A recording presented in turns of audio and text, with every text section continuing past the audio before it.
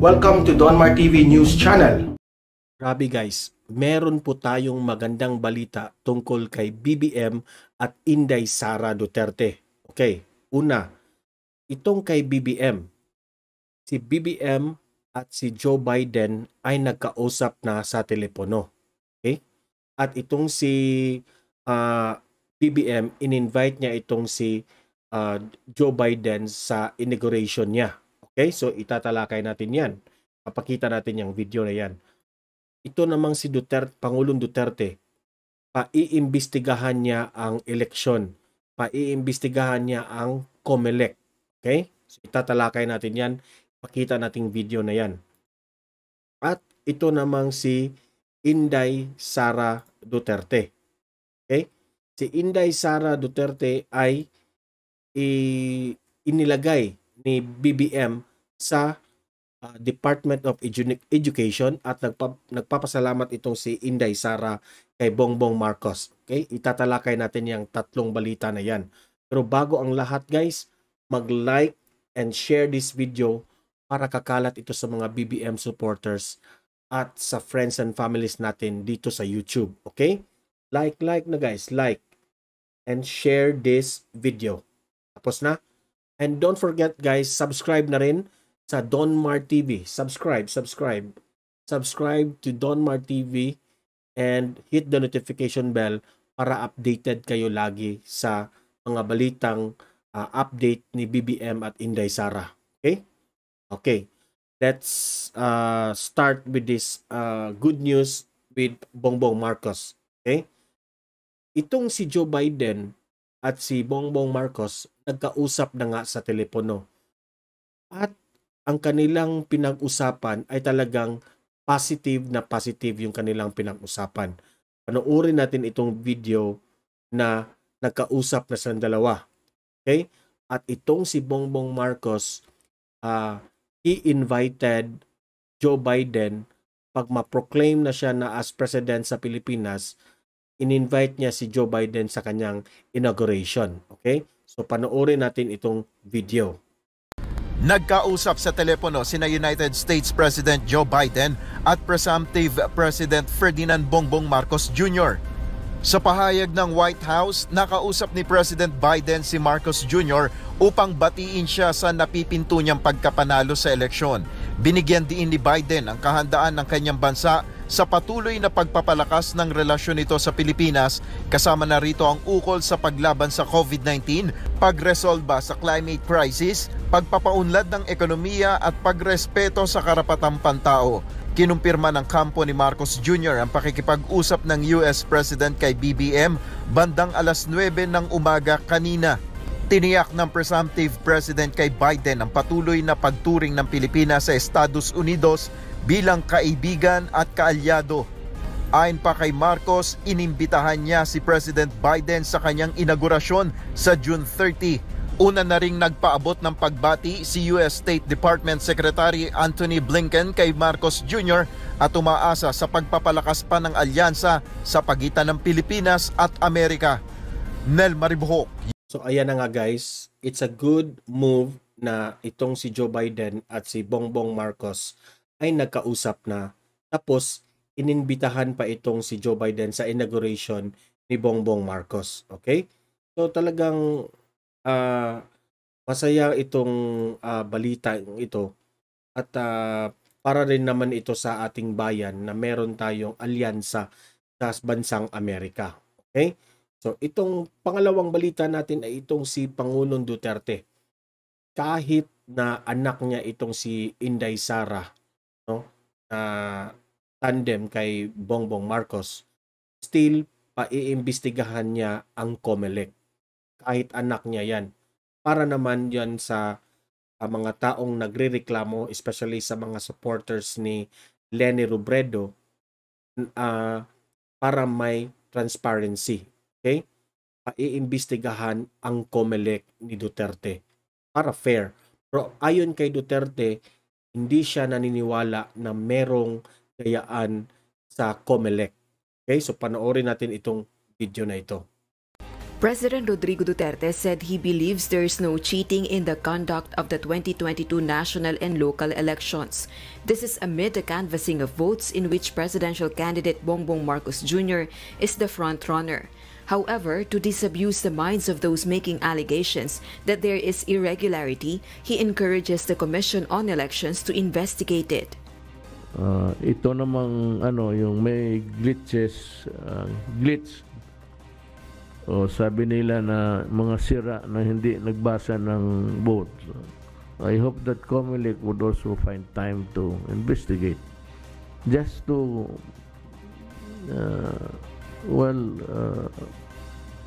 disabuse the minds of those na may dayaan. Meanwhile, the chief executive recommends to his successor to abolish the partyless system, which he said is being abused by the leftist groups. He also suggests to the next president to immediately begin the process of charter change. There is really a demand of the moment yung the changes ng constitution. Whether you want to convert it into a federal or dapat umpisahan na sa bagong administrasyon. Kailangan talaga. Ako, I recommend the abolition of itong Itong si Pangulong Duterte ay nananawagan rin sa administrasyon ni BBM na yung federalismo ay isusulong, no? Pag ito ay gusto ng taong bayan. The president did not succeed in pushing the federalism proposal under his term. On the other hand, Malacanang has named the member of the PTC, or the Presidential Transition Committee of the Duterte administration, headed by Executive Secretary Salvador Medialdea. The members include Foreign Affairs Secretary Teodoro Locsin, Finance Secretary Carlos Dominguez, Budget Undersecretary Tina Rosemarie Canda, and Socio-Economic Planning Secretary Carl Kendrick Chua. PTC has been created through Administrative Order No. 47 and has directed all departments, bureaus, and offices under the Executive Department to create their own internal transition committees. PTC will ensure smooth transition of power to the next administration on June 30, 2022. Rosalie. So, ayan. Klaro itong si Pangulong Duterte ay gustong paimbestigahan itong COMELEC para naman ma-at-ease yung mga nagrereklamo. At hinikayat niya yung administrasyon ni BBM na sana matuloy na itong federalismo. Okay? So yan ang balita natin. Ito namang pangatlong balita natin ay tungkol ito kay Inday Sara na tinanggap niya na ang hamon ni BBM na maging secretary ng Department of Education. Okay? Tinanggap niya ito at meron na siyang plano. Nagpapasalamat itong si Inday Sara Duterte kay BBM, no, for giving her the position this. And then ito namang si Secretary Briones ay welcome na itong si Inday Sara Duterte na pumalit sa kanya. Okay? Panoorin natin yung video. Wait lang muna, guys. Pumayag na umano si presumptive Vice President Davao City Mayor Sara Duterte Carpio na maging kalihim ng Department of Education ayon sa kanyang katambal na si presumptive President Ferdinand Bongbong Marcos Jr. Sa isang live press statement kagabi, sinabi ni Marcos na bagaman hindi pa siya opisyal na naipoproklama, pinaghahandaan na ng kanyang kampo ang pag-a-appoint ng mga magiging miyembro ng kanyang gabinete at iba pang posisyon sa kanyang administrasyon sa gitna ng kinakaharap na COVID-19 at economic crisis ng bansa. Pakinggan po natin si presumptive President Ferdinand Bongbong Marcos Jr. I think I am already authorized by to announce the first nominee that we will be giving to the Commission on Appointments when the time comes, should I be proclaimed. And that is that our incoming Vice President has agreed to take the brief of Department of Education. So si Inday Sara, sabi niya tinanong ko sa kanya kung kaya niya yung trabaho dahil mahirap ang trabaho ng Secretary of Education. Pero nag-agree naman siya at palagay ko kasama na diyan dahil she is a mother and she wants to make sure that her children are well trained and well educated, and that's the best motivation that we can hope for. Ayon pa kay Marcos, posibleng araw-araw na siyang humarap sa media sa mga susunod na araw para magbigay ng impormasyon sa ginagawa nilang paghahanda. So ayan na nga guys, nakita natin na itong si Bongbong Marcos at si Inday Sara, pinag-usapan na nila itong Department of Education. Okay? So, let's move to the next video. Janice, ano ang nabanggit ni Inday Sara na plano niya sa edukasyon?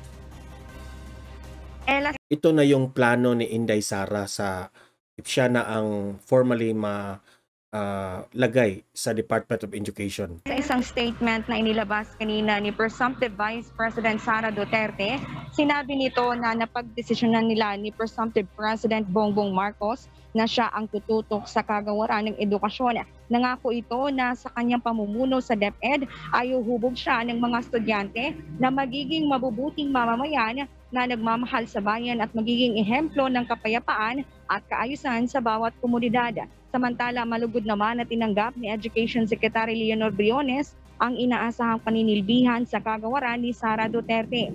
Sa isang pahayag, sinabi nito na handa ang kagawaran na makipagtulungan para sa maayos na transisyon ng pamumuno sa DepEd. Ayon kay Briones, gagawin nila ang turnover ng Basic Education Plan 2030 na kauna-unahan sa isang papatapos na administrasyon na mag-iiwan ng medium-term plan. Kampante naman si Briones na maayos at mahusay na mapapangasiwaan ng susunod na administrasyon ang kagawaran at maipagpatuloy ang nasimulan. Pinasasalamatan naman ni Sara Duterte si outgoing Education Secretary Liling Briones at ang lahat ng bumubuo sa DepEd sa kooperasyon ng mga ito para sa maayos na transisyon o pagsasali ng kapangyarihan sa kagawaran. Binigyang pagkilala rin ng Presumptive Vice President ang naging pamumuno ni Secretary Briones sa DepEd sa ilalim ng Administrasyong Duterte. Balik sa iyo, Ella. Maraming salamat. Okay, so ito na nga guys. Maraming nagsasabi kasi na hindi kaya ni Inday Sara maging Secretary ng Department of Education. Para sa akin guys, kayang-kaya ni Inday Sara. Kasi mas mahirap pa nga yung mayor niya sa Davao. Okay? Marami aspekto yan. At alam kong itong si Mayor Inday Sara ay may background na rin tungkol sa Department of Education. Kasi araw-araw at merong mga problema dyan sa Davao, lahat naman ng aspekto ng department sa local ay meron din itong nalalaman si Inday Sara. And it's a good thing na itong si Secretary Briones, no, from the administration of Pangulong Duterte ay willing naman makipag-smooth transition with Inday Sara. Now, itong mga supporters ni Leni Robredo, ito yung concern nila. Kasi meron nag-state kasi itong si Inday Sara noon na he's willing na ibalik yung ROTC. Umalag yung mga kakamping, yung mga estudyante kasi ayaw nila ng ROTC. Kasi I don't know anong kanilang rason bakit ayaw nila yung ROTC. Ang sa akin lang, umiidolo kayo ng mga K-pop dyan, di ba? Mga college students ngayon or mga high school. Idol nyo yung mga K-pop na yan. Pero sila, yung mga Koreans, nagdaan yan ng mga military discipline. Meron yan silang exercise na yung age nila, if they reach from the age of 18 yata or 20, hindi ko masyadong familiar. Basta lahat sila ay talagang mandatory na meron silang units when it comes to like yung kagaya niyang ROTC. So pag si Inday Sara na ang maging secretary ditong Department of Education, susulong niya yung ROTC na yan. Okay, then CAT naman sa I think sa high school level. So pumalag itong mga supporters ni Leni Robredo, especially itong mga students. Para sa akin naman this is very important kasi lahat tayo pag na-reach natin or na-experience natin itong ROTC, isa rin ito sa tulay na maging madisiplina yung ating mga kabataan. No? Aside sa madisiplina na, makatutulong tayo sa ating bansa if merong mga emergency. Kapag merong mga giyera, ito ay substitute itong ating mga estudyante. No? Pero hopeful naman tayo na hindi naman magulo ang ating bansa sa kagaya ng Ukraine, di ba? So, sa atin lang is experience ng mga estudyante kung ano talaga yung ROTC. Okay? Kasi marami na ngayon sa Facebook nagdadala sila ng placards no to ROTC raw, yung mga ganun ba. So, para sa akin, dapat I experience ROTC kasi noon sa panahon namin yung kay ERAP, panahon yung kay Arroyo na time, talagang meron yung ROTC. Nawala yung ROTC sa panahon ni Noynoy, which is very sad. This is a sad thing kasi makikita mo ngayon ang mga millennials, no? Marami nang walang disiplina, hindi naman lahat. Pero itong ROTC, pag ma-experience ito ng mga kabataan, talagang ma-develop yung kanilang disiplina, ma-develop yung kanilang faith ng ating bansa, no? Faith at saka loyalty, at saka ma-develop yung sense of yung helpful tayo sa ating mamamayan. Okay? So, ito guys, ang ating balita ngayon ay lahat ito good news. Kasi especially yun kay Joe Biden at si BBM na nagkausap na sila, at si Presidente Duterte naman ay willing naman mag-imbestiga sa COMELEC kung meron mga totoong dayaan para transparency naman sa mga nagrereklamo, especially yung mga kakamping na yan. Okay? So hanggang dito na lang itong video na ito. Don't forget to like and share this video para kakalat ito sa mga BBM supporters, sa taong bayan, sa friends and family natin. Okay? Like, and then mag-subscribe na rin sa aking channel Don Mar TV and hit the notification bell para naman updated kayo sa mga videos na kagaya nito. Okay? So, guys, mahalin natin ang Pilipinas at see you in my next video. Mabuhay ang Pilipinas. Congratulations to BBM and Inday Sara Duterte. Have a great day everyone and see you in my next video. God bless.